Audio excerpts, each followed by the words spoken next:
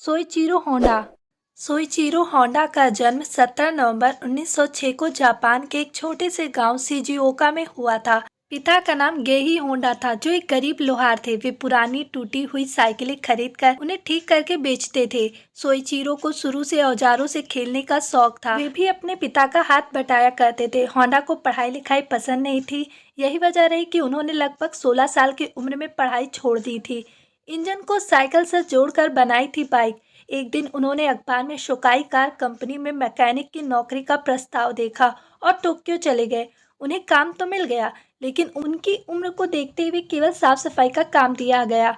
Soichiro उस छोटी सी company में सबसे कम उम्र के कर्मचारी थे। सोइचिरो ने शोकाई कार कंपनी के मालिक से निवेदन किया कि उन्हें मैकेनिक का काम सीखने दिया जाए। उनके निवेदन को स्वीकार करते हुए कंपनी के मालिक ने सोइचिरो को दूसरी ब्रांच में भेज दिया। यहाँ रात को रेसिंग कार तैयार की जाती थी। सोइचिरो अपनी लगन और मेहनत से बहुत जल्दी काम सीख गए और एक उम्दा मैकेनिक बनकर उभरे। 23 नवंबर 1924 को शोकाई कंपनी की कार ने 5वीं जापान कार चैंपियनशिप में हिस्सा लिया। यह सभी कारों को पीछे छोड़ते हुए रेस में प्रथम आई। सोइचिरो ही इस जीतने वाली कार के मैकेनिक थे। जीत के बाद यह टोक्यो की पसंदीदा कार बन गई। अब कंपनी की अन्य शाखाएं खुल गई। इन शाखाओं में से एक की जिम्मेदारी 21 साल के सोइचिरो को दी गई। 1928 में सोइचिरो ने शोकाई कंपनी छोड़ दी और घर वापस आ गए। यहाँ वे मैकेनिक का काम करने लगे। कुछ दिन बाद उन्होंने बड़ी कंपनियों के लिए सस्ते और टिकाऊ पिस्टल रिंग्स बनाना शुरू किए। उन्होंने अपनी सारी पूंजी लगाकर एक कंपनी खोली और प्रयोग शुरू कर दिया। अपने बनाए पिस्टन को बेचने के लिए बड़ी कंपनियों से संपर्क किया। जल्दी उन्हें टोयोटा को पिस्टन रिंग सप्लाई करने का कॉन्ट्रैक्ट मिल गया।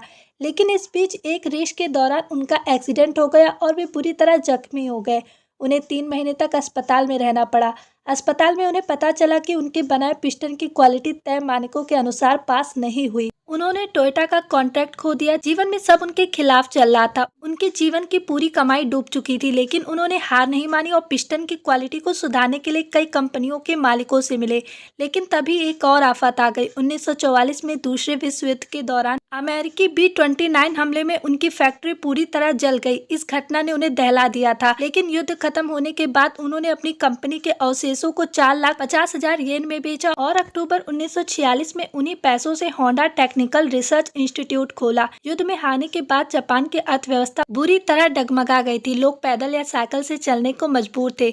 इन समस्याओं को देखते हुए सोइचिरो ने एक छोटा सा इंजन कार बनाकर साइकिल से जोड़ दिया। उनका यह कॉन्सेप्ट लोगों को पसंद आया और बाइक बिकने लगी।